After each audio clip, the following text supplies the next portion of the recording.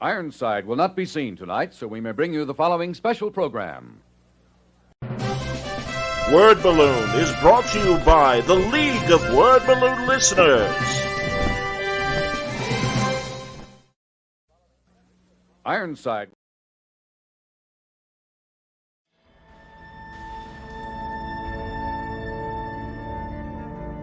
That's, me kind of doing a very light take on the version of Batman I was raised by, which is sort of post Neil Adams take, which he was doing the year I was born.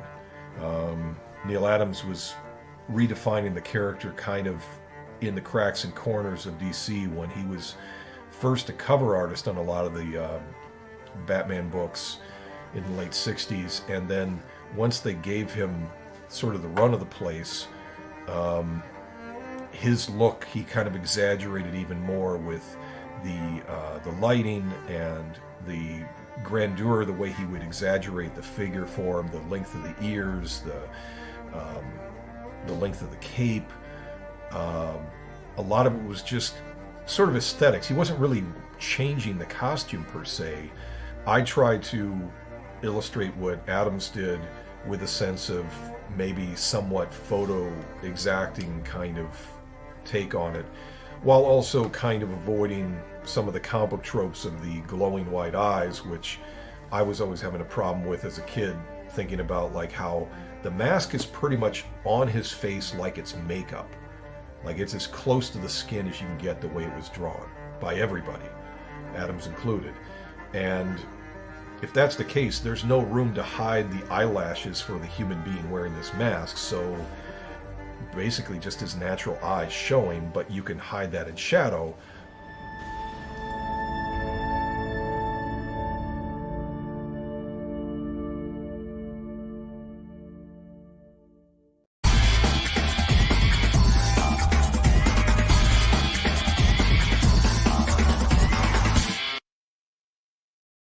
Hey everybody, what's up? We're back.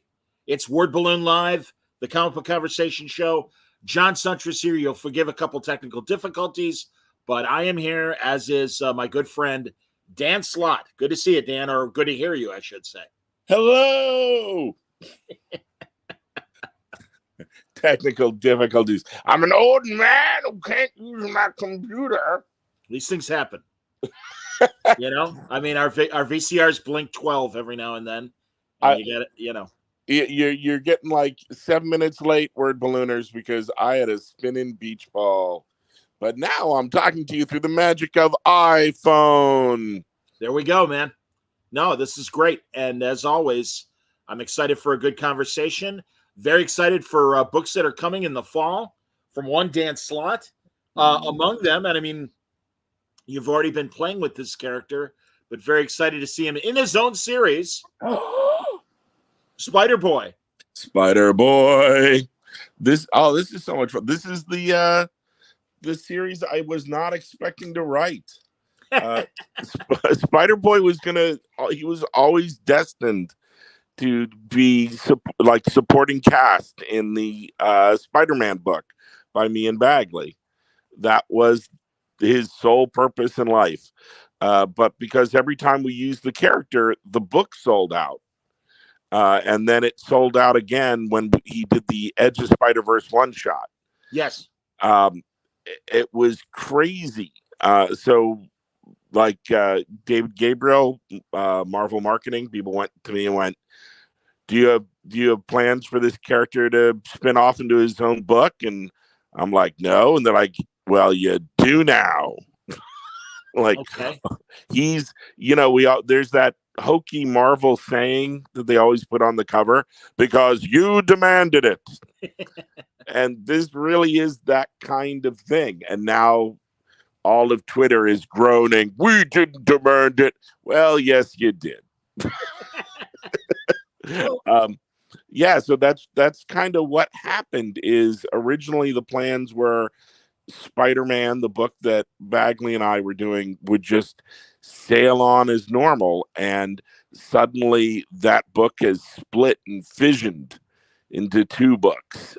Superior Spider-Man, that I'm doing with Bagley, celebrating the 10th anniversary of Superior, and Spider-Boy getting his own title.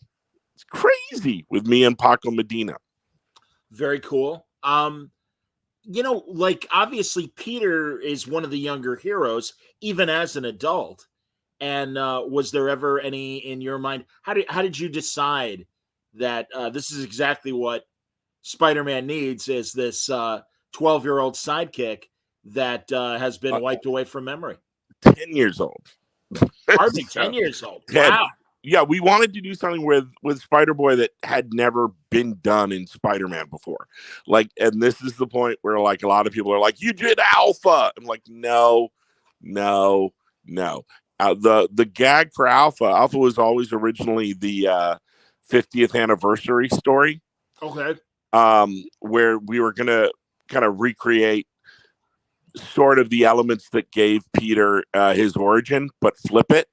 Where now Peter was hosting like a science study for high school students, and his experiment caused a superhero origin, and now he unintentionally gave this kid great power, so he wanted to teach that kid great responsibility. But the whole story was about that kid becoming more and more powerful, to the point where Spidey had to stop him because the kid was being irresponsible, and Spidey had to take that power away from him. Sure. It was a 1, 2, 3, boom story, and you're done. And this weird thing happened where the budget of that book got weird, so they decided to split the story up into thirds and do backups. And it just did phenomenally well in the sales. And we teased it as Spidey is going to get a sidekick. But we knew the story was, for one story, and then Pete was going to take the power away. And we made the kid incredibly unlikable because he had to get the power taken away. So you got it allowed people with the magic of message boards and the internet to really hate this kid for like 2 months, to go, why is this kid Spidey's sidekick? We hate him. And in the time that happened, the sales did so well that Marvel came to me and they went, "Do you have to take his powers away?" And I'm like, "What?" And they're like, "The book is selling great. People obviously love Alpha." You're like, "No, they're supposed to hate him." And they're like, "Whatever you do, don't take his powers all the way away because we're already approved a miniseries with him." And I'm like, "No." So the ending was kind of weak because Spidey takes away most of his powers. But he was always meant to be a done-in-one character for a done-in-one story that magically got split into 3, that we sold it, we teased it as Spidey gets a sidekick. But we had no intention of ever doing that. And that always kind of left the thing in the back of my head of, what if we did give Spidey a sidekick? So that was part of the fun of doing Spider-Boy, is now we're going, okay, now we're doing it for real. Here's how this works. Here's how Spider-Man gets a sidekick. And it's not a question about Spider-Man needing a sidekick. He doesn't. It's the last thing he needs. If you're a character like Peter Parker and you're all about power and responsibility, the last thing you want is to throw like, a Robin or a Bucky into the middle of battle. You don't want that at all. Sure. But it's the question we kind of raised by the end of Spider-Man 11 isn't, why does Spider-Man, need a sidekick? It's more like, this is a sidekick that needs a Spider-Man. Interesting. Yeah. I understand. He's like, I need you, man. I need help. So and if you're Peter Parker, you can't say no to that. Sure. Absolutely. No, I got to say, I like his voice. I think he works well with, clearly you know how to write Spider-Man, and it's always interesting to see a new character come in because it gives Peter a different sense of interaction than previous characters. I already got a question from Tevya Smolka. Oh, God, okay. Who asks, speaking of Spider-Man, I'm just wondering why we can't have another Spider-Girl series but Spider-Boy could get a series. Yeah. Just wondering. I'd like to point out that, Tevye, you're kind of answering your own question where we've had many Spider-Girls. Yeah, But, no. you know, One of the things we've got from like the diehard fan base is I want this character to get a book. I want Ben Reilly to get a book. I want Spider-Girl to get a book. I want Kane to get a book. Why aren't they getting a book? Spider-Boy is not taking anybody's spot. There's not like, the fact that the Spider-Boy exists as a book isn't denying someone else their moment on the stage. It wasn't like there was like another book teed up and the Spider-Boy book came along and shoved them off a cliff and took their spot. This was a case of I wanted to do a book about this character. Well, I wanted to use this character, Spider-Boy. I wanted to have adventures with him and Spider-Man, and then suddenly it sold so well that Marvel went, "Let's do a book." sure. There's no reason tomorrow why someone can't go to Nick Lowe in the Spider office with the world's greatest Spider-Girl pitch, or Ben Reilly pitch, or Kane pitch, and win them over there, or another title like Hallows Eve or Spider-Woman or something else could suddenly have a character guest star, and then there's such a great fan reaction to that that could generate a book. You never know where it's going to come from. But this isn't a character of, oh my God, it's like you don't wake up in the morning and go, oh, they're doing a Moon Knight book? Why are they doing that instead of Kane? Right. But you get that from the Spider fan base because everyone has their characters that are their favorites, and why aren't you doing this? And yeah, this isn't a case of this character shoving your character out and stealing their spot. This is a case of we were doing this character, and out of the blue, everyone just seemed to glom onto it. So has it been hard as far as the regular Spider-Man book adjusting your story? Or, I mean, I know a lot of times you guys work so far in advance that maybe you already had the next story without Spider-Boy planned for Spider-Man. And again, now you've got the 2 series to work on. It's a case of the latter. That I was moving ahead and moving along. I was going to do a different story after the Electro story that we did, the 3-parter, but far away in the past, Marvel had come to me and said, we're coming up on, this is the 10th anniversary year of Superior.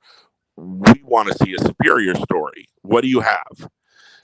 So they threw down the gauntlet to me, and I went away and I came back with a bunch of ideas for Superior Spider-Man, because there have been 2 Superior Spider-Man series, and he's come back as, like, when you map out where Doc Ock's brain has been, he's gone from being Superior Spider-Man to going into the Spider-Verse, traveling through time, backing up his memories, shoving those memories inside a robot. Then those memories got used in a clone body. Then they got used in a second clone body. And then they went through magical means to turn him back into Doc Ock. That's a crazy journey. So the last thing you want to do when you do a new Superior Spider-Man arc, you don't want to use clones, robots, or magic, or time travel. So how do you tell that story? And that's the mystery you'll have to see, because we've come up with a way to do a Superior Spider-Man story that doesn't involve that or even alternate dimensions of the Spider-Verse. Okay. People are already asking interesting questions.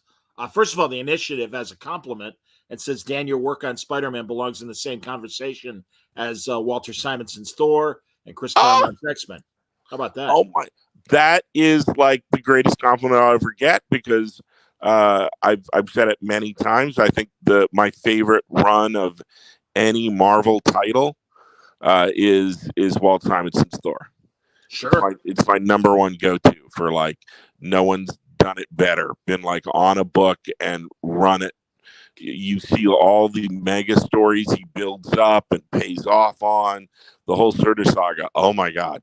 Like I think you can get into fist fights like with people with like what's the best run of a Marvel book, and you're probably looking at either that or Miller Mazzucchelli's Born Again. Sure, massive. Yeah. Oh yeah, absolutely. And Claremont's X-Men is just untouchable. It's 14 years of untouchable. It's crazy. Tev, you also wanted to know what was the idea of having Spider-Boy appear at the end of the Spider-Verse storyline, because that's been confusing me since he was announced. Okay. That's actually kind of how the idea for Spider-Boy kind of really generated was this is going to sound weird. The gag for the end of the Spider-Verse storyline was always going to be you have a world of all these Spider-Men and Spider-Women. Yes. And Peter Parker's Spider-Man was going to be at the forefront and leading the final charge against an enemy so great that they'd have to team up with Moreland this time to fight it. Like a totem even greater than the Spider Totem, the Lost Spider Totem, Shathra. Sure. It's where we were always going for. We had the first story, the second story, and the third story, and then we were out. And if we ever did Spider-Verse again, we would never use the Inheritors or the Totem stuff. We'd do something new. But that was the original trilogy. And I always knew the way I wanted to do the third one was to have some event wipe Spider-Man out of continuity. Like he would just be completely unwoven from the web of life and destiny. And you'd think he'd be dead. Like at the halfway point in the story, we were going to rip him out of the story. And you'd be like, what? How are you going to do a Spider-Verse story without Spider-Man? And then you're going to come back and there'd be a done-in-one-bottle story of you would see that being ripped out of the web of life and destiny, it meant you were never bitten. You were never, the spider part of you didn't exist. Wow. So you were going to see this alternate reality of what if Peter stayed home that night? Sure. What if like he was never bitten by that spider and he was home the night the burglar was there, and he helped Uncle Ben stop the burglar. Interesting. So you get a world where he did all the right things and he was never Spider-Man. And then the gag I was going to do was have that Peter Parker show up and be the one to save the day in a very kind of normal man way. That you're going to have a field of like 100 million different spider people, and the person who was going to show up to save the day was plain old Peter Parker, was going to save the Spider-Verse. That was like the thing I always knew was going to be the climax. So you had to have, on a structure level, you had to have a story. You had to have whatever the MacGuffin that wipes you out of existence. We had to show it working beforehand, before it got Pete. So in the first issue, we were going to kill off a popular spider. So we killed off Jessica Drew, killed, quote unquote. We wiped her out of existence. And you went, oh my God, anything can happen. They wiped out Jessica Drew. Sure. And then halfway into the story, whatever thing had been used on that popular spider character would be used on Peter, because we'd already put the gun on the mantle. And you go, oh my God, no. But that meant at the end of the story, you had to put everything right. You had to go, okay, here's Jessica Drew back. We've rewoven her, and and Pete gets turned back into Spider-Man. And the horror of that was going to be everyone was going to think they were doing a good thing by reweaving Pete's destiny and bringing the world back Spider-Man. But that meant he was going to be in a world now where Uncle Ben was dead again. Yep. And you'll get this reference, John Suntress, because you're a huge Star Trek fan, that we were going to make that like his inner light moment. Sure. Absolutely. That the curse that he walks out of this story with is he now has two sets of memories. He has the memories of the way everything happens correctly, but he also remembers the life he's just lost, where he got to be Peter and have his Uncle Ben still alive and have his Thursday night dinners with Aunt May and Uncle Ben, and everything's great. Wow. And no one else knows that. Now that had always been the structure of the story, but when it came time to write it, I'm like, well, that's weird. You reweave one person and then you reweave a second person. It really feels like you should do it in threes because the rule of threes, it just felt weird. And a lot of people have been complaining, where's Kane? Why isn't Kane in this story? So Okay. I thought it was a neat bit where the magic user who's reweaving everyone, in this case Aranya with her knowledge of totems, she goes, wait a minute, I'm sensing someone else. I'm reweaving someone else. And Kane shows up and they're like, Kane, you got a race too? And he's like, yeah. And they're like, where were you? And he's like, I was there in issue 1. I was helping you fight the guys. And they're like, we have no memory of that. And he's not in issue 1, but he's telling you I was there. And then Aranya goes, wow, we waited too long to reweave you. And if we'd waited one moment longer, we would have forgotten you altogether. Wow. And then I said to Nick Lowe, wouldn't it be funny if there's now one extra guy? They're like, wait, I'm detecting one more. And then he goes, what? And then it is the one that everyone's forgotten. Excellent. And the minute we threw that out, and I was like, oh, I love this. Let's do this. And they're like, who will the new spider be? The spider who'd always been there that you'd forgotten. And one of the things that kind of that works well with this is because you don't want to do Sentry. I was going to ask, absolutely, Dan.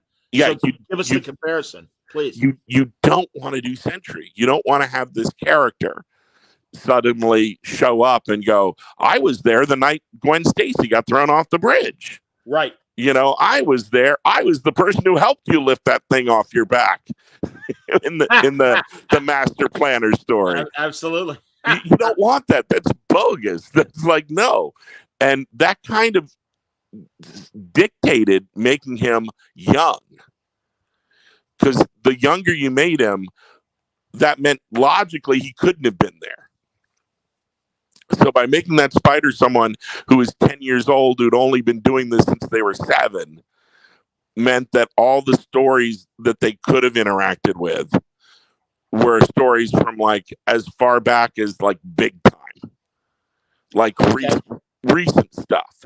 So the only stories I'd really be stepping on would be my own. Sure. Yeah. So I'm like, okay, yeah, that seems fair. And then we added the extra rule of Spidey won't let him go into battle. Like he feels responsible for the kid. He's not going to let him go into battle against A-listers. Like there's no way in hell you're helping me fight Carnage, right, or Venom, or the Green Goblin. You have to stay on the sidelines. And the minute you make that a rule, then suddenly he's knocked out of almost every Spider story.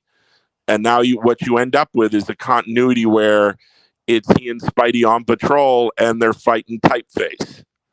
It's he and Spidey on patrol and they're fighting an all-new villain of the Spider-Boy Rogues Gallery. So you're like, okay, that's fair. That feels fair. You're not going to Sentry him. So that's kind of where how that all came together. Okay. Past, present, and future comics we love says just stopping by to say, fuck yeah, Dan Slott. Oh, well, thank you. Positive use of the F-bomb, and I appreciate that. Man, we're getting great questions, man, but also just shout-outs. Kostas from Greece says hello. Hello. For having Dan on for telling stories. Very good. Wow, I'm impressed, Dan. That's very good. Good use of willpower. I am throwing a plate right now. Oh, wow. Let's see. Oh, this is interesting from Timur Odar. Okay. I loved the recent Spider-Man issue where Dan referenced the famous Thanksgiving scene from the Sam Raimi movie. Would love to know how that came to you. I remember watching Spider-Man 2 and go, well, no, that's Spider-Man 1. Yes, and going that, and going, that is a horrible joke, Peter Parker. Like, you're telling your Aunt May you beat down a little old lady to get this cranberries, and everyone's laughing. And Zeb's been having such a fun time over it. Amazing. Yeah. Having Norman Osborn dealing with the repercussions of the Nick Spencer stories, where he had all his sins removed, and Norman's been trying to be a good guy. So suddenly giving that line to Norman that everyone's kind of always worried about, like, oh, that's not a good joke, Norman.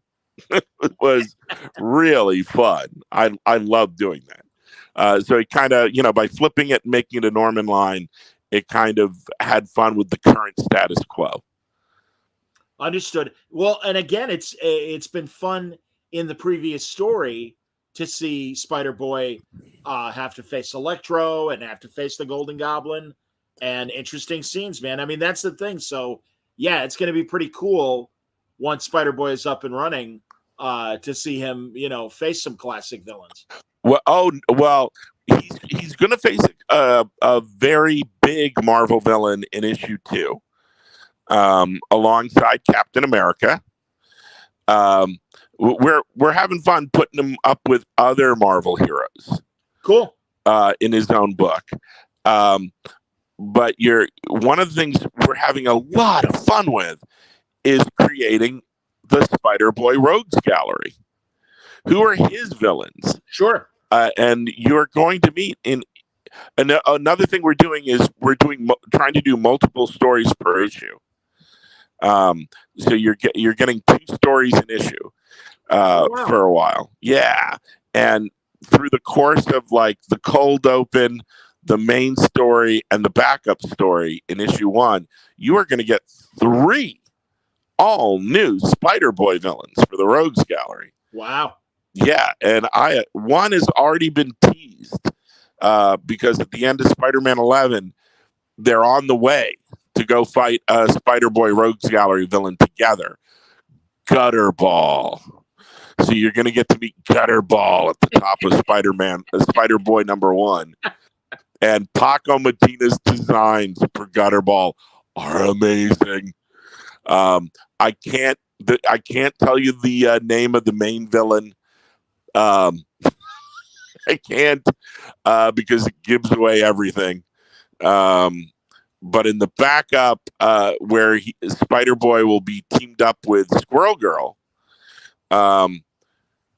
you'll meet someone. I can tell you his Lex Luthor-y name, not his actual, like his Edward Nygma name, but not his Riddler name. Got it. He is Emilio Helio, and you'll find out. You'll find out what Professor Emilio Helio's supervillain name is when you see the backup story with gorgeous art by Ty Templeton. Oh, hey, that's great to hear, man. Absolutely. Yeah. My buddy from Batman Adventures and from Spider-Man Human Torch. Absolutely, man. The initiative wanted to know, is Paco Medina designing all the new Spider-Boy characters, or is Humberto Ramos designing, or both? Humberto was doing our covers. We just got the one for 4 in the other day. And our colorist, Edgar Delgado, Edgar is coloring the covers. Turned in that, and it's gorgeous. But if they're in the lead story, they're going to be designed by Paco. And if they're introduced to the backup, right now Ty designed Emilio Helio, the blank man. Right. I'm not going to tell you. He's not the blank blank man. You'll have to wait. But now I've given away that it's 2 syllables. I love it, man. That's excellent. Man, Tevia's asking great questions. Okay. She wanted to know He. what was is it a he? Excuse. Well, I mean, I know Fiddler on the Roof. Yeah, but, Tevye. Okay. Regardless, Tevye wants to know what was the idea of having Shakthra as the villain for the end of the Spider-Verse story? Because for me, out of the rogues, why use her? I didn't know who this was. Oh, she's a JMS villain who is another villain related to the totems. Sure. And absolutely. it's the idea is that we kind of set up in the first Spider-Verse story that the Inheritors have been hunting down and eating spider totems. And the gag we were doing is you are what you eat. That he's eaten so many, he registers as a spider totem. And the next thing up the line in the mystical food chain is the wasp spider totem. That's the natural enemy. So now she's devoured and killed and destroyed, like all the remaining things. So she is the natural enemy of the spiders. So we wanted to have, like, the structure was going to be, in the giant trilogy. Oh, it's you versus the Inheritors. And then the second one was round 2. And then the third one was, and now here's the threat so big, you have to team up with what's left of the Inheritors to fight it. Okay. So that logically led to Shakthra. But if they do more Spider-Verse stories in the future, dear God, no more Inheritors. It's just new things. Yeah. Understood. Let's see here. Where the hell was it? Somebody asked if you were involved in the Spider-Man 2 video game. No. I was there in the early days of the first one.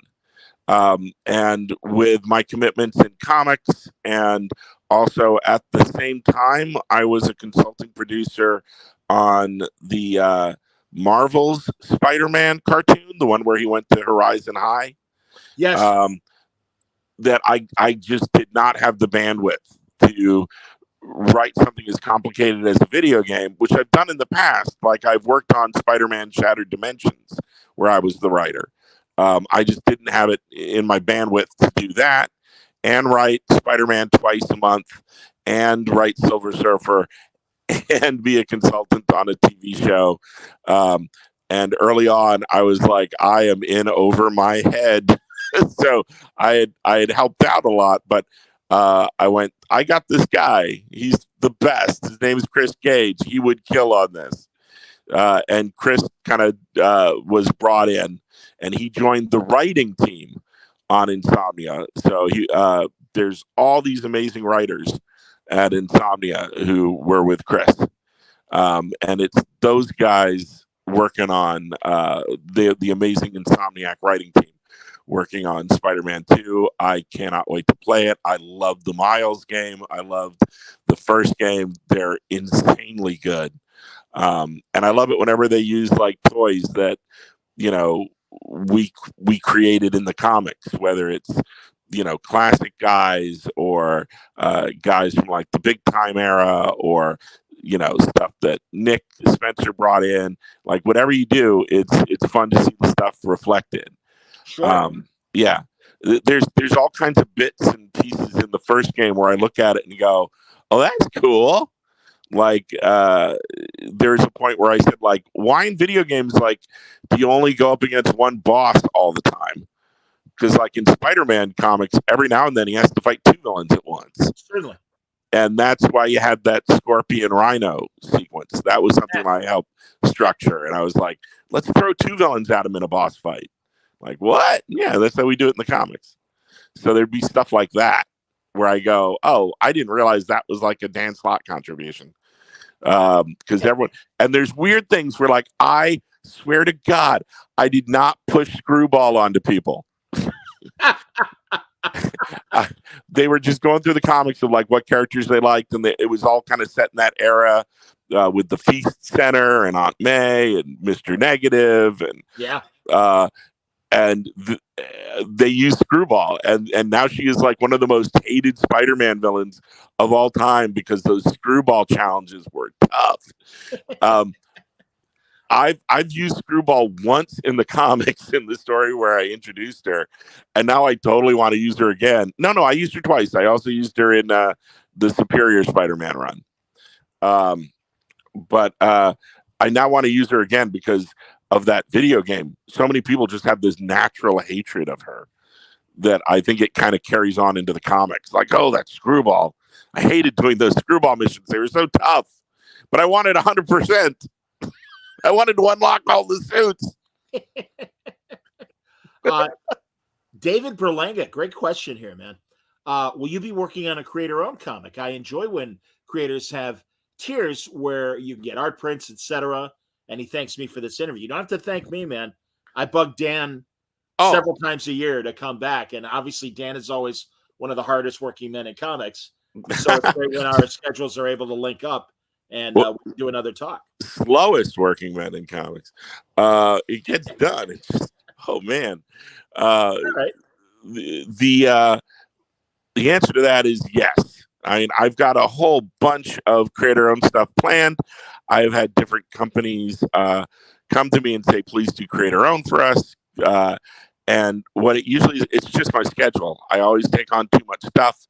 And I have my artists lined up for my first one. We have all the designs. We have everything set up. And it's actually my goal this year is to really drill down and to get one creator-owned project out the door next year. That's great to hear, man. Well, you know, I know in our private conversations, without ever giving me details, that you've been working on creator-owned stuff and developing ideas. I've spent money on the trademark. We have the trademark. Excellent. The name has been trademarked, and so we're going to try really hard to do this. That's awesome. Let's see here. God, great questions, everyone. And really, Tevye really bringing it on some of these questions. Man. Obviously, a big MC2 fan. Let's see here. I'm just wondering, speaking of Spider-Man, that reminds me, I'm just wondering, was there a plan within the end of Spider-Verse to have Mayday Parker, Spider-Girl, be infected by Shathra? And if that was the plan, then why have her dad turn into the other? Because for me, as a fan of MC2 Peter Parker, I felt confused and lost as to why he was turned into that giant spider monster. Okay, here's the deal. When I did Spider-Verse, the first story, we wanted to take this character who is beloved and happy, Spider-Girl, and go super dark. Sure. And we made it look like her family had all been killed by the inheritors, and with the exception of her little brother. So she had to, for his sake, take him and leave her parents to die. No! Or what appeared that way. And at the end of Spider-Verse 1,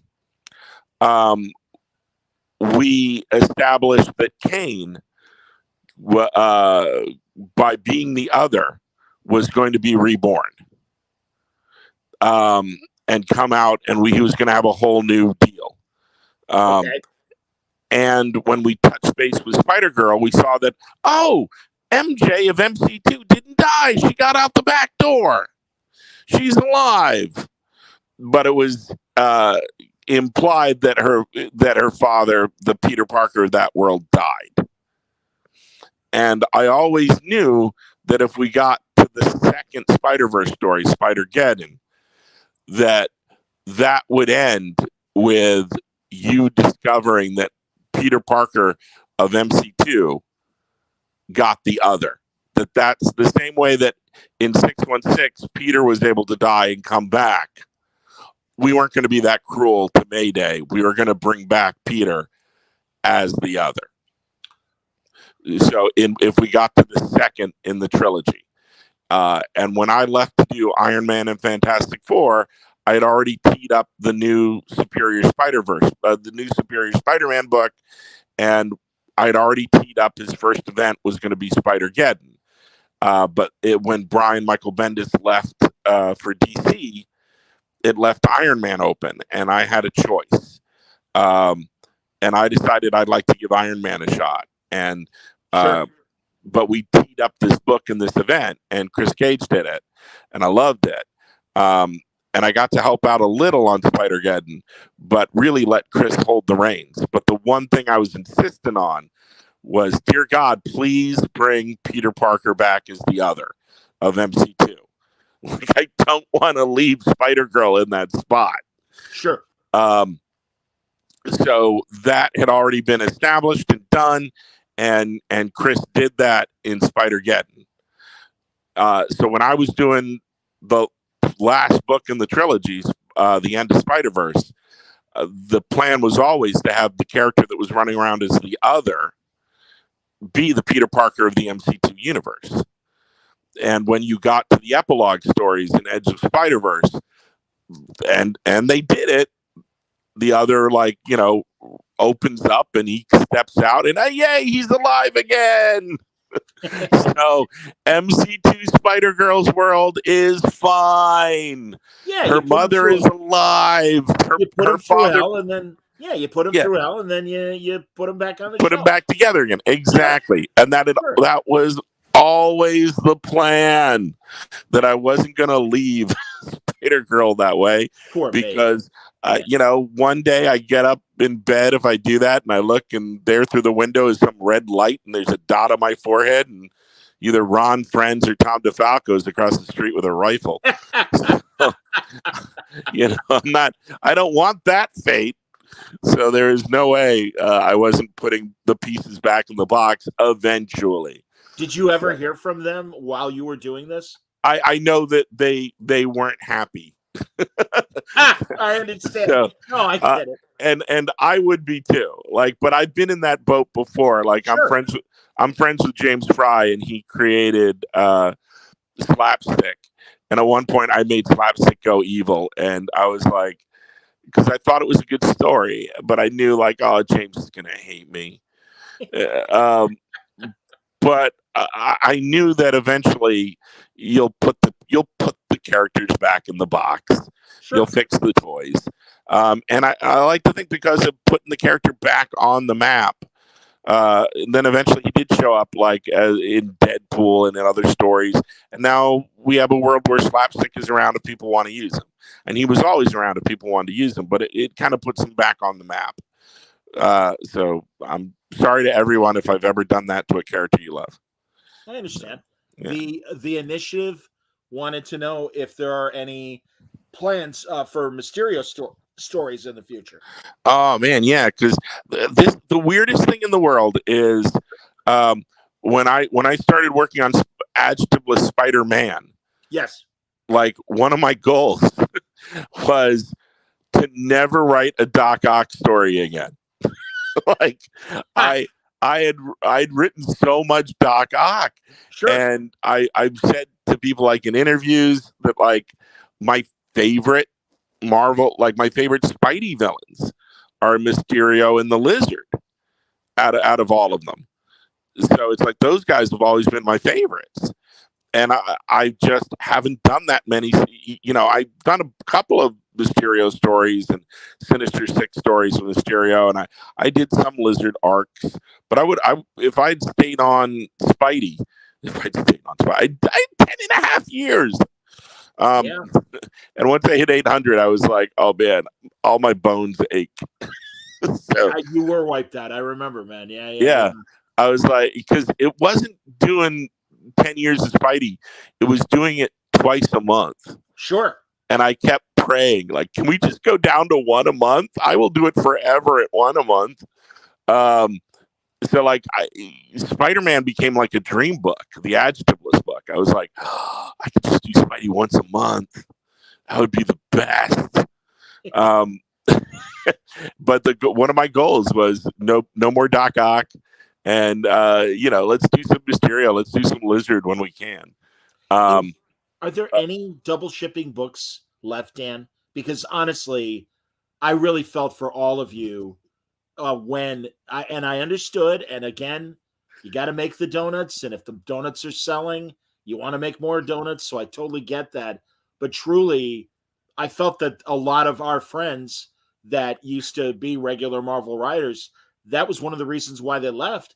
Was Well, that it was too much. when we were doing Brand New Day, we burned through people because we were doing it 3 times a month, and you saw it. We had two distinct shifts of writing teams. Yes. Yes. One was called the Brain Trust. I hated that name. And the other was called the Webheads. And I was the Venn diagram. I was because I was like, I am not leaving.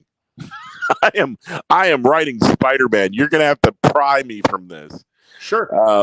So yeah, but it's a tough slog because when it was your turn at bat, you're just firing these like bullets from a gun. It's like week after week after week after week, and you could see like as we were understanding how the machinery worked because Steve Wacker was the original 52 guy.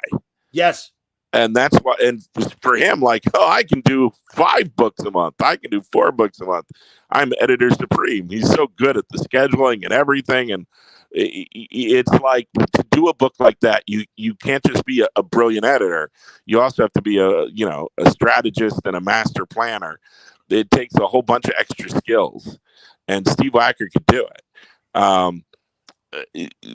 It was just tough. Man, but when we were going, it's one of the weird things is like when they moved over to doing it twice a month with one writer. I did for a while, but one of the fun things is every time a new writer's stepped in, inevitably I get like a phone call or they reach out in emails and they're like, "How did you do this? This is killing me. How did you do this?" So I've had that talk with both Nick Spencer and with Zeb Wells. Just like, you can do it, man. You can do it. I'm never doing it again. I absolutely respect that. Believe I me. am not going near that. I was like, what was your 40s like?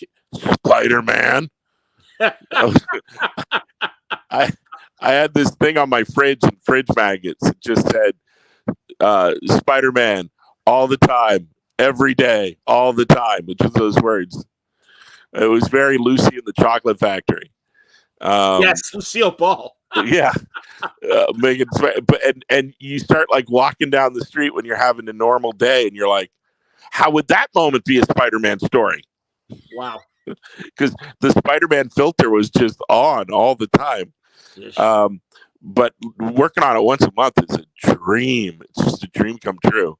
It's all the power, none of the responsibility. No.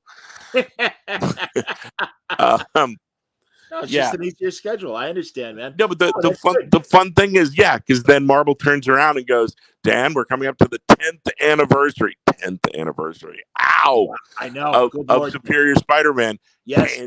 Can you do a Superior Spider-Man story in a way that's never been done before? And I'm like, okay, challenge accepted. I will put this hat back on. I will try this. Let's do this one more time. One more time.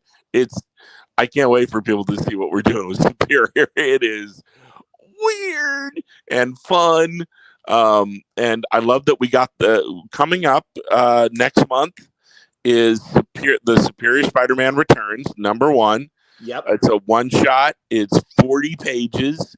My partner in crime, Mark Bagley, does the present day sequences, which is the opening and closing. And the guts of this story is a 30-page Superior Spider-Man story from Superior's past. There's a missing story. And we got the band back together. So Ryan Stegman does the first 10 pages, and Humberto Ramos does the next 10, and Giuseppe Camuncoli does the last act.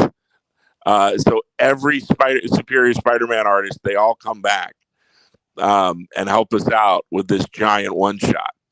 And the the missing story leads into something that will have an effect on modern day. And that's the new Superior Spider-Man with me and Mark Bagley. And Mark he's already got 2 whole issues in the drawer because he's Mark Bagley. Yeah, they are gorgeous. And he's hard at work. I've just seen like new pages from issue 3. And they are great. I wish I could tell you what's going on. We've set up storylines in the Spider-Man book.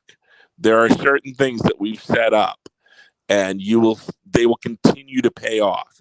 So if you're a fan of the Spider-Man book where we did issues 1 through 11, everything we set up, it still pays off. If you haven't read that run, we've also done that Marvel trick where every issue is a good jumping on point. We will hold your hand and everything will make sense, and you will just whoosh forward into this strange new world of Superior Spider-Man.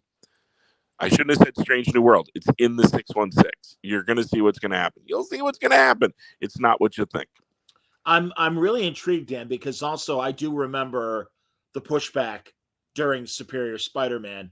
And I know, again, you lived that pushback, and it is pretty cool. It seems like fandom in general now appreciates the story a lot more as opposed to when it was happening, and that fear. And it always fascinates me, Dan, because Spencer went through the same thing when Secret Empire, Hail Hydra, Captain America. Yeah, no, dude, I've told you the story. What happened at the is it 5 Points or 4 Rivers or whatever it's called?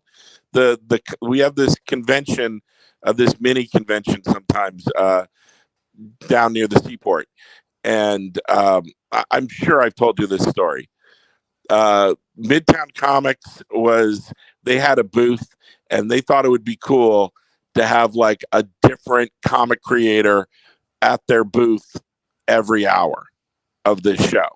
Okay. So I go down there to do an hour for them, and I wrap up, and I'm heading out, and this kid comes running towards me with a short box. He's like, Mr. Slott, I heard you're going to do down here. I just missed it.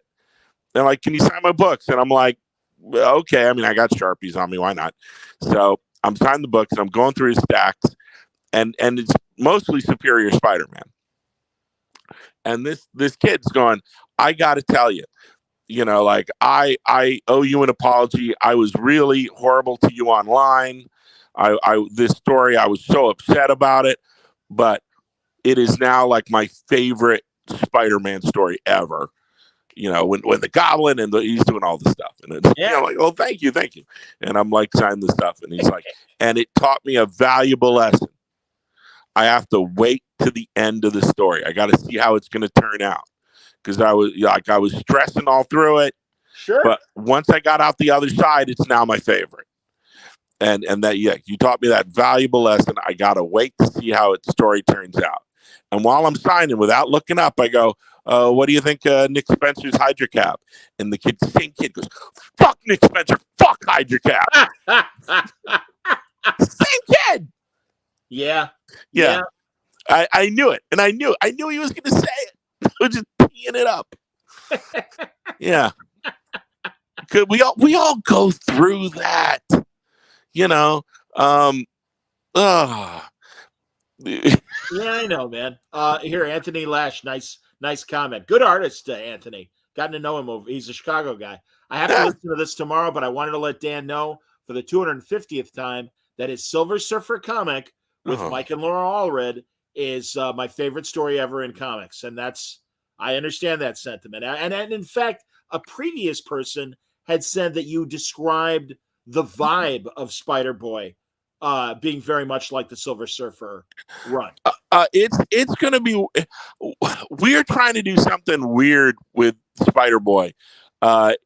It's not, you can't plug another character into it. This couldn't be like a Miles book or a Kane book, or it's very much the adventures of this kid in the Marvel universe in a world where his villains are, big and bombastic and weird. It's going to be a book you could give to anybody, and hopefully it'll just be you're going to every issue is going to be bursting with ideas. Um, I'm very grateful to people who love Surfer. Working with Mike and Laura on Surfer, I think consistently issue to issue to issue to issue, we I don't think we ever really dinged it. So I think when I look at it, the whole of it, like the 29 issues, plus the short story and one or two of the oversized, it's like 30 issues with the same creative team all the way through, consistently getting a man on base every issue. Yeah. I look at that and I go, that's probably the best thing I've ever done in comics. And I'm so proud of it, and I'm so I had such a fun time working with the whole team, and we all worked together. I just loved working with Mike and Laura. They're the nicest, sweetest people in all of comics, and they're like some of the most talented people on the planet. We've been dying to work together again. We just did a short story with the Silver Age Captain Marvel with the green fin on the head. Oh, in Marvel Age 1000, we did a 10-pager. And the reason we all took the assignment was just to work together again, because we just loved doing it. That's and we had a blast. So there is every chance in the world that you will see us all together again on something. It's just a matter of timing and working it with everyone's schedules, because we would love to bring back the magic. Not with the Surfer, because that run had a nice beginning, middle, end, and we put a bow around the whole thing. Yeah, I do not want to go near that. Totally. Oh my God, leave that over there as a nice, beautiful thing. But we would love to get our hands on another character and just go to town. Is Allred's son still working on that documentary about Mike? I am not sure, because Shelley Bond has been kind of keeping me abreast of that. And God, I don't think we've talked about it since COVID ended, and I was curious. But yeah, mentioning Mike, I think of that. Yeah. Well, I know of certain projects he's working on. He knows the stuff that I'm working on. We talk all the time, and we keep things secret. The hardest part about this job is just keeping things in the vault. Sure. But you gotta. It was weird. I was a production consultant for all 4 years of Across the Spider-Verse. And I had to keep everything under wrap. I couldn't whisper anything. It's like, no, I can only talk to Lord and Miller. That's it. I understand, man. Brian Bendis was in the same boat. Yeah. So, yeah. You don't want to and it's like that with a lot of things in comics too, where you know where things are. Like, I can't talk about my 2025. I just can't. Wow. I can't even go near it. But I'm very excited. I'm excited about everything. And when I say that 2025, I mean like everything, not just comics. I'm just like, everything's awesome. Where we go? But the other thing about the Silver Surfer run, if you read it, we didn't disguise it. We wore our hearts very clearly on our sleeves. It's a love letter to Doctor Who. Indeed. Yeah, that whole run is just and not just it's really a love letter to the Russell T Davies era of Doctor Who. It's very much about an alien who takes a human companion from Earth, and they go on adventures in time and space. And we were very true to Norrin Radd and his legacy and his history and continuity, but the vibe was very Doctor Who, which brings us. Indeed. That's where I was going, Dan. Absolutely. It's coming. Here's the cover. It's coming up in November, everybody, from Titan. And again, October, end of October. Right in time for the November, a month later, Yep, the reemergence specials. of Russell Davies' Doctor Who and Yep. David Tennant. And here's the Adam Hughes cover. The reason Ah, I focus on this one is because it's, I mean, I love the giant pastiche of the other cover, but it is yep, really yep. great to see David Tennant and Martha so well portrayed in Adam's style. This is Um, great. yeah, what happened was, um, I've been a huge fan of Doctor Who ever since I was a little kid, ever since the Tom Baker years. Oh yeah, And during the Tom Baker era, my family moved to England, so it wasn't even a matter of watching him on American public broadcasting. I got to see him on the telly every week, and I got to buy Doctor Who merch and stuff. Yeah, I huge Doctor Who fan my whole life.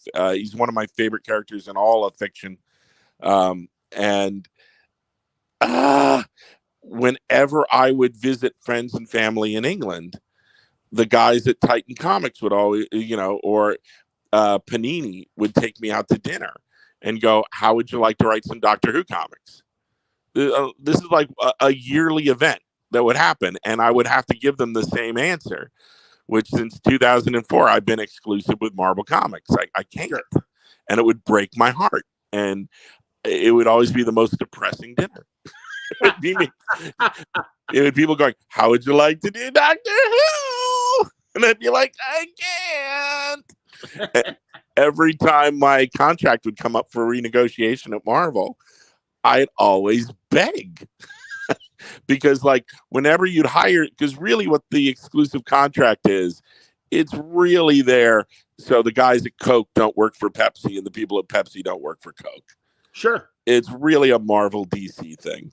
So a lot of times they'll give someone a contract, and that person will be working on a small book for Boom, or IDW or Dark Horse, someone who's not in the big two, and they'll grandfather that in. They'll go, "Okay, you can keep working on that project but that's it." So I'd be like, "Yeah, that guy gets to do that, and that guy gets to do that. Can I have a carve out for Doctor Who?" And I'd always get the same thing. I'd always get this, kind of like, "It's a nice comic you're working on there. Shame if anything happened to it," kind of voice. Where they'd be like, "Gee, Dan, you must I thought you really liked working for Marvel. It's nice, isn't it, working for Marvel?" I'm like, "Yes, yes, it is." But then one year they caved. They finally caved, and they went, "You can do one Doctor Who comic a year." And then I went to Titan and went, "Hey!" So this is the result of that. If my entire life I've been a big bottle of Doctor Who soda, and you've been shaking me for like 50 years. This is the comic where they've opened it, and I just go, "There you go, there you go." It's just everything I've ever wanted to do in a Doctor Who story in one glorious 58-page graphic novel. Pretty impressive, Dan. I had the pleasure of reading it. And they sent you a PDF. Titan sent me a PDF, and I love the story. I love the cameos of other Doctor iterations, and I saw a face.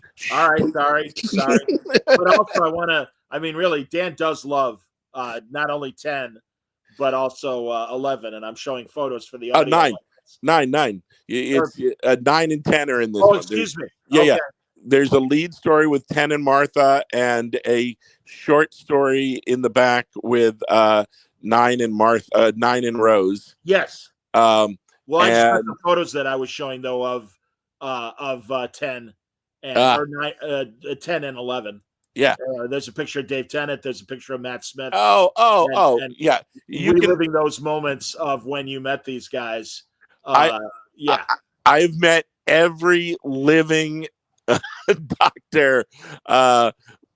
Just this past month, I finally ticked the Sylvester McCoy box. All that's left is Paul McGann, Joe Martin, and now Shudigatwa. So Sure. yeah, there you go. They keep making new ones. Hey, that's honestly, which is the best. Well, you and I have talked, and I was rooting for Jodie Whittaker. I have to admit, I was not a fan of the stories. However, Joe Martin's introduction Oh my as God, a doctor, she's great. I think Jodie in the right hands can also truly be great, and I hope that they find a way in Russell's move or whatever that we don't forget about Joe Martin's Doctor Who, because I think she's great. She's wonderful. I love Jodie's tenure, and I love the companions. I love everyone working on that show.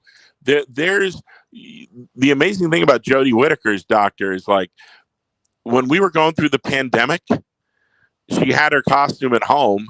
She put it on. She went into a closet. She pulled out a phone, and she just She filmed this thing of the doctor talking to kids to help them through the pandemic. She could just turn her doctor on with a switch. They should have just done that all the time. She's wonderful. Go on YouTube, hunt it down. It's her as the doctor, just walking you through like we're all going to get through this. Oh, that's adorable. Again, yeah. My frustration with Jodie's run was more about the writing. I love everyone who worked. I understand. Behind the camera and in front of the camera. So I have to be very judicious. No. And again, this is me saying these things. This is John saying these things, and I'm glad Russell is back, and I am looking forward to not only Tennant's rerun or whatever plans are for Tennant's the 14th Doctor.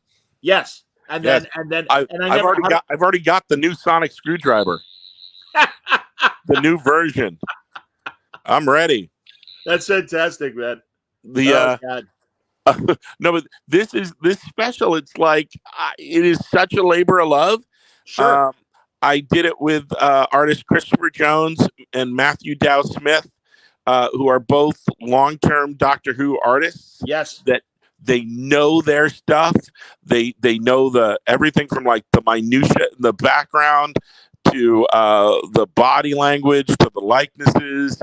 It feels right. And we got Mike Collins did the 9 and Rose backup, and Mike is amazing. Mike is an actual storyboard artist for the Doctor Who TV show. He's been there all the way back to the Christopher Eccleston era, and he's all the way through modern day and now. So he's got strong Who credentials.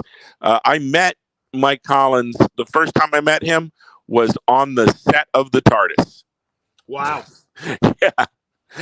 That's a great way to meet somebody. Yeah, and absolutely, man. I was running around pushing all the buttons and flipping all the levers and sticking my hands into the psychic membrane, and it was the best day ever. Until October 24th. Right, when this new comic comes out, Once Upon a Time Lord. Once Upon a Time Lord. We're about 6 weeks away. This week, man. This week, I hate to plug an interview on an interview, but they interviewed me in Doctor Who Monthly. Oh, that's great. That's coming out. I used to buy it back when it was Doctor Who Weekly. Sure. I used to buy that it was on like 25 or 30p at Forbidden Planet, and I with issue 76. By that time, it was Doctor Who Monthly in the early 80s. I waited in line outside of Forbidden Planet in the rain, keeping my copy dry by holding it against my body and keeping it under my coat to get it autographed by Turlo, the assistant of the Peter Davison. So I still have my autographed copy of Doctor Who Monthly 76. So now it's like 519 issues later, in issue 595 out this week, I got interviewed about this special. I'm in Doctor Who magazine. That freaks me out. I am way too big a Doctor Who nerd to live. You're talking to another Doctor Who nerd, because for the 20th anniversary, showing my age, back in '83. I had the pleasure of meeting Baker, Ooh.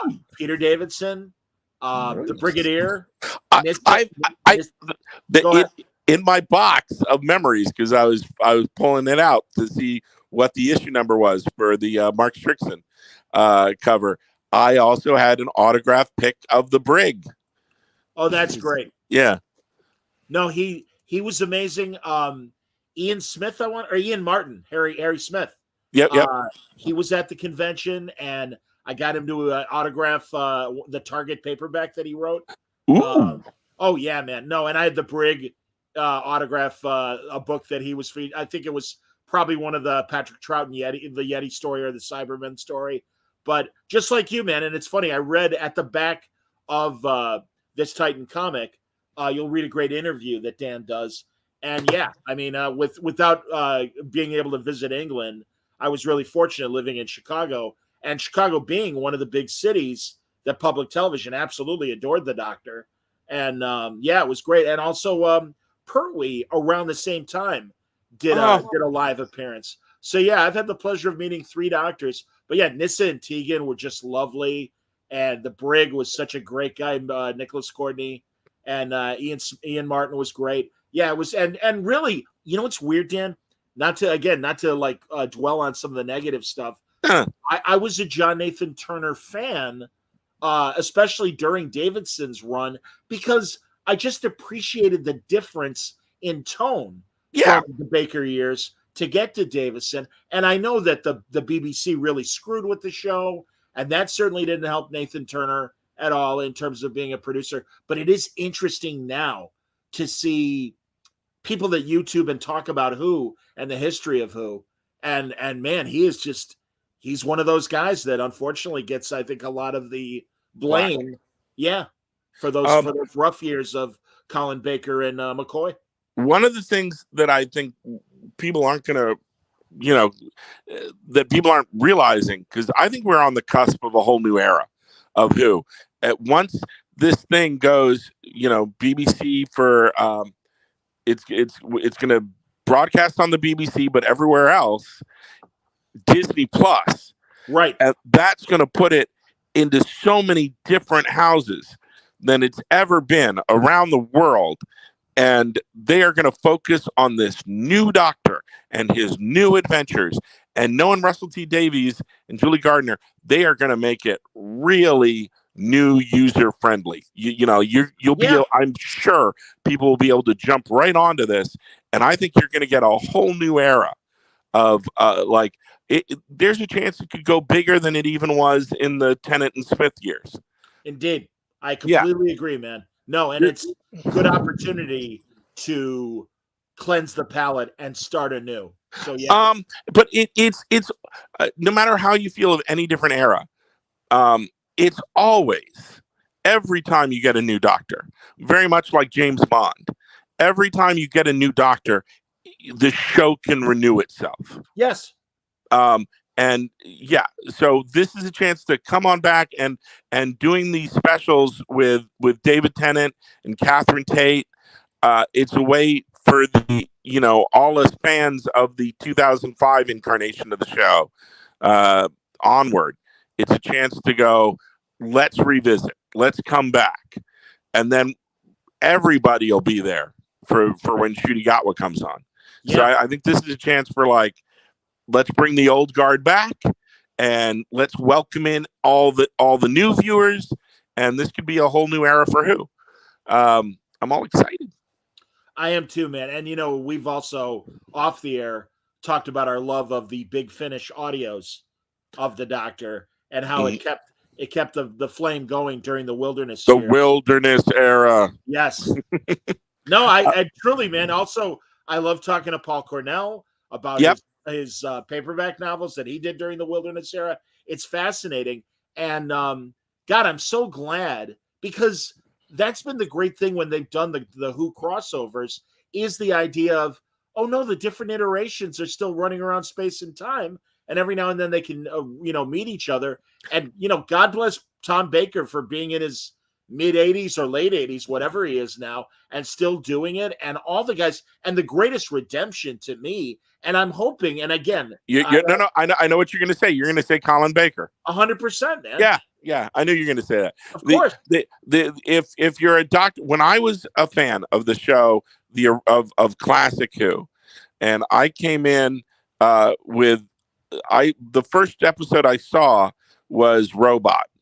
Me too. That's hilarious. Go on. But on PBS. Right. And you had to watch them in America all in a row. You get like one night to watch this thing that really should have been serialized over weeks. And you'd start watching it like 10 at night. And if you were a little kid, half the time you just fell asleep on the couch. So you had to have a really gripping adventure to make it all the way through. So the ones I when I was a kid, I had all these half memories of, I didn't know how the arc in space ended. I didn't know how this episode ended or that episode ended. Like I knew how all of Robot went, all of Genesis of the Daleks, anything with Leela. I love Leela. Yeah, absolutely. So like that stuff was firmly in my brain. And I moved over to England at the time of the Leisure Hive with Romana 2. Yes. But when I started going to school in England, being a comic book head, being someone who like loves continuity, I would be like, I knew there were all these stories I was missing. So I was like going to Forbidden Planet and I was buying all the Target books. Yep. And paperback adaptations. Yes. Yep. I just religiously, kind of very OCD like, I started with An Unearthly Child and I just kept going straight. I just kept. And man. And by the time I got to the end of The Key to Time, I was caught up. I was doing that instead of schoolwork. I was reading like 2 or 3 Target books like a week. and then I was like, now I'm caught up. Now I got the continuity. And then Peter Davison was my first Doctor I got to really see all the way from beginning to end.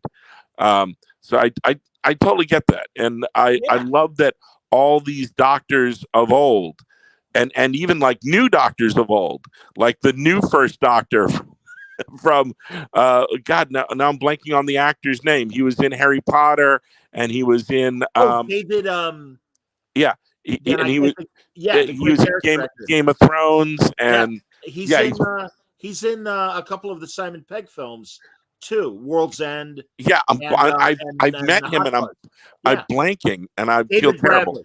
David Bradley. Oh, thank you. Such a great and different from Hartnell, but absolutely worthy of the first Doctor. And they've got him doing stuff. Yes. Which is great.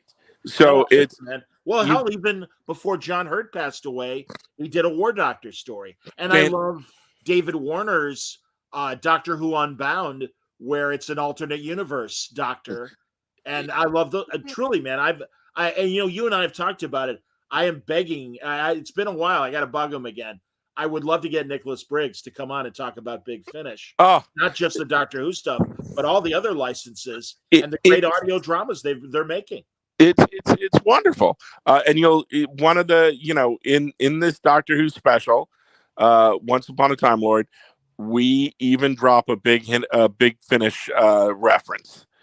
And there's the continuity of the Doctor Who comics that from both like stuff like IDW and Titan and the Panini books that the strips that ran in the Doctor Who magazine. Yep. So there's like a tip of the hat, from those wonderful like Dave Gibbons era and all those. Yes. So there's a tip of the hat to that stuff too. I tried to like everything in the kitchen sink is in this Doctor Who 58-page special. I'm sorry about the price. They gave it a hardcover, so it's like one of the old British annuals. Sure. So it's a little on the pricey side, but dear God, please buy it because if it does well, we'll get to do more. And I would love to do one of these a year. Just dip my toe in, get all my Doctor Who yayas out. You check this book out. It's really everything in the kitchen sink. So, of the classic Who's, who would you like to? I'm sure you've got stories for everybody. Yeah. But yeah, who is there? Is there one in particular that you're really itching to do? Well, the plan right now is, because I believe the ethos is, once you get to the 15th Doctor, once you get to the 15th Doctor and his new companion Ruby, that's where they want all the focus on. Okay. That's where they want it like laser beamed, that this is the Doctor and these are his adventures. Was he other Doctors in the past? Absolutely, they were. But who they are now and going forward is where the focus is. That's fair. So hopefully, if we did another one next year, it would be one with the 15th and Ruby. Gotcha. But if we did one a year past that, the plan is for that to be a story with 11 and 12, and there'd be backup stories with 13 and 15. Okay. If we can make it to year 3. God, I'm so glad Eccleston is back doing audio as 9, and I was bummed. I didn't know that. It sounded like Capaldi kind of had a unfortunate ending where right now he's saying not interested in coming back. No. I think, it's. I don't think it's like a negative thing. I just think he's had his time as the Doctor. And he's fine with that, and I totally get that. I met a famous comic book creator who I idolize, and they had this take that whenever like they had a good healthy run on a title, and this is a creator who is famous for 2 major characters, one from Marvel and one from DC, where they had a lengthy run, and their take is they were never going back. They had their time. They didn't want to revisit it. That was the time they were on the character. And not only that, they didn't want to read what other people were doing with those characters. They didn't want to see where the story went next. That they had their time. That was the character for them, and that's just how they were wired. They didn't want to visit that. And it wasn't anything out of malice. It's just, it would hurt them to see the characters go off in different directions, and it would hurt them to revisit. And that shows the level of love and passion for the character. And I think that's how it is with Capaldi, that he was the Doctor, and he loves the franchise. But he used to, put out fanzines for Doctor Who when he was a kid. Yes. And he loves his time as the Doctor, and I don't think it's a box he wants to open up again. And that's fine. That's totally cool. People like, I was not that way at all with Spider-Man. I'm like, oh man, what's Nick Spencer going to do? But oddly enough, I was that way a little with Silver Surfer. I'm so with you in terms of really the near perfection, because nothing's perfect. But I really did enjoy what you, Mike, and Laura did on Silver Surfer, and going, yeah, man, no, leave it alone. God forbid. God, I remember when Mark Waid and oh God, now I'm blanking on the Ron Garney, I want to say, when they came back to Captain America. Oh, Captain America. Okay, but it didn't have that juice that first run did. I have no comment as someone who's come back to Spider-Man, but sure. It's different. There is a point where sometimes you get an idea in the shower. Sometimes you're walking down the street and it hits you. One day I just woke up like in bed, and I had this surfer story. Not a Surfer in Dawn story, just a straightforward, hardcore Jack Kirby Silver Surfer story, like just meat and potatoes, just pure Silver Surfer story. Sure. and it was all unfolding, and it was so good in my head. I was like, oh my God, I love this story. And I called up Mike Allred, and I went, I've got a Silver Surfer story. And he's like, really? Like, what is it? And I'm telling the Silver Surfer story, and he's freaking out. He's like, that is so good. We should do that. We should totally do that. And then I went to Brevoort and went, I hate myself, but I've got a Silver Surfer story. I tell him the Silver Surfer story, and he's like, that is good. And here's why you should never do it. Because it wasn't Surfer and Dawn. It was not. It was very, very different. It wasn't. That was very fairy tale-ish, very fun and fanciful and whimsical and rhapsodic, and this was, this was very much like a Marvel Blacklight poster as a comic. Understood. All right, Just to wrap up, Dan, and I was going to bring this up, and I'm glad David brought it up. Congratulations on your engagement. Thank you. Does your fiance read comics? My wife reads comics, and it's fun to see her pick comics that appeal to her taste. Oh God, I hate mixing my first. I never should have made that post on my social media. But I'm very, very happy, and I love her very much. And we are both geeks. We're both huge geeks, or else I don't think this would work. But the wonderful thing is our Venn diagram is very different. Good. So there's stuff that she loves and stuff that I love, and there are things in the middle. And oddly enough, those things are Doctor Who and Red Dwarf. Oh, that's great. Yeah, but she way loves Lord of the Rings and Harry Potter and Star Trek far more than I do, with a zealousness far more than I do, and I'm loving stuff in other areas that are new to her, like I'm crazy for Miyazaki, and she's like, what's that? So we get to introduce each other to different things, but one of the truly wonderful things is that she wasn't really into comics. For her. Whoop. Oh, Dan. I'm wondering if Dan ran out of juice on his phone. God damn it. I'm sorry, everybody. We'll struggle on with me and all of you.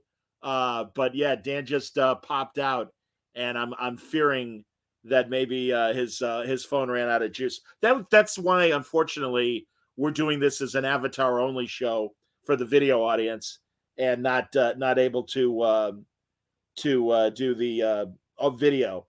But I'm texting Dan while we're talking now. I'm very excited for the new run of Doctor Who. I'm a huge Big Finish fan as well. If you've never listened to the Big Finish audios, I absolutely recommend them. They're incredible. If you're a classic Who fan, and because it's audio, much like comics, the only thing keeping these people down is their own imagination. So the ambition of the scope and everything is just amazing. All right, Dan is back. I'll let Dan adjust himself. However, Dan, if you're ready, I'll give you a thumbs up and I'll put you back. But it's up to you how you want to do this. Let's see. There you are. Hey, all right. Oh, no. Yeah, I know. Did he put me back in yet? Yes, here. All right. You're Dan's backstage again, and that's fine. Poor Dan having his issues. Do you have my ceiling now? There we go. Yeah, it's just the ceiling, which is fine, Dan. That's all right. There you go. There's the hand. Very good. I'm glad you plugged in and were able to come back. That's great. Yeah. I don't know if you heard. Where did I drop out? That she's a Lord of the Rings fan, and you were like kind of rattling off the nerd stuff that you're. The thing that's wonderful is that she's not really into comics. Yes, she knows it's something I do. But that's good. No, it's very good. So like for her, comics are Tintin and Asterix. Oh, that's well, good. Case. Yeah, My God, great taste. Yeah, so she's actually started reading American comics because of me, because she's like, she wants to read Wow. my stuff because it's me. Not that it's Spider-Man. It's like, oh, this is what Dan's doing. This is Dan's job. So yeah, so that's a good thing. That's a very good thing. Yeah. Dan, it was Yeah. so great too, because truly you and I talked off the air like a day or two before you got engaged. Yeah. And it was just so great to read that. Oh, yeah, that's awesome, man. And you were telling me how great things were going with her and everything else, but you held back the big news. And Yes, that's I fine. did. So it was great to see it on social media. That you guys I never should have done that. Why? Why? I should have left it in a box. Well, you know, the fans are happy for you. That's awesome. Yeah. Janie Smith says, thank you very much. I've been waiting forever to hear about this Doctor Who book. So that's cool to see. And Mike teased you when you got let go that maybe the Eye of Harmony must have blinked. I love it. I was worried maybe I started saying too many spoilers or something. God forbid. Kevin Feige on the, pulling the plug or something. Well, it's going to be a very busy fall for Dan Slott. Superior Spider-Man Returns miniseries, Dan? Okay, so the way it works is this October, you are getting the Superior Spider-Man Returns one-shot, which is Mark Bagley doing the modern-day bridge sequence, and the original the original Superior team back together with Stegman and Ramos and Giuseppe Camicoli. That's going to be in October. It's a one-shot, and it tees up the new book, so in November, you're going to get Spider-Boy #1 with me and Paco Medina, and you're going to get Superior Spider-Man #1 with me and Mark Bagley is in November. And at the end of October is when you get the Doctor Who Once Upon a Time Lord by me, Christopher Jones, Matthew Dow Smith, and Mike Collins, with an original cover for direct market only by Adam Hughes, who did that as a favor to me. Thank you, Adam. And he is a huge Whovian. So that was the first time he ever did a cover for Doctor Who. Wow. Yeah. I told him everything that happens in the book for like what he could pull from for the cover. And when I told him who the baddies were in the middle section, he freaked out because that was his sweet spot.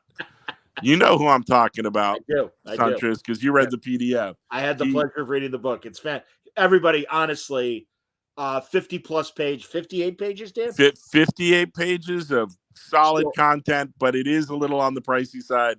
But I hope we make it worth it with the amount of love and passion and pure Whovian joy that bursts from every page. Long time coming, man, and I'm really glad that finally you get this opportunity. Oh, that's nice. The initiative says you're a goat, Dan, the greatest of all time. Oh, thank you very nice. much. I know I love how people have taken that anagram, and now goat is a very positive thing. So that's great. No, hey, seriously, Dan, as always, the tone you bring to your books, always entertaining. You capture the right voices, and yeah, I'm excited for you. I'm excited for all these projects and more coming from Dan Slott. So as always, thanks for making the time to talk tonight. Thanks, John, and thanks, Word Balloon listeners. Indeed. Thank you, everybody, for watching and listening. And more great Word Balloon coming this week. Rodney Barnes was supposed to join me last night to talk about his Marvel books and his creator-owned books and the HBO LA Lakers TV show that is just amazing. Oh, my God. Winning Time is so good. Everyone should watch that. Oh, I'm so glad you're watching it, Dan. It is good. We're talking Thursday night. You watch it and you're like, you know how history happens, but very much like you're like when you watch the Titanic, you're like, I know they're going to sink. You're like, oh, no. Oh, I sure hope Pat Riley gets to be the coach. But I sure hope that happens. Well, I knew that Paul Westfeld was the coach. Not living in LA, I didn't really know the nitty-gritty of the story. And Jack, I forget his name, the predecessor to Westfeld. No, it's a great story. The actors are amazing. And yeah, I mean, again, a guy who spent 30 years, or I got to do the math, 16 years in sports radio. It's fun. It's very much fun. So there you go. All right. Thanks everybody for watching, and more great stuff coming on Word Balloon. Make sure you join us for the next episode. But until then, everybody stay safe, stay happy, stay healthy.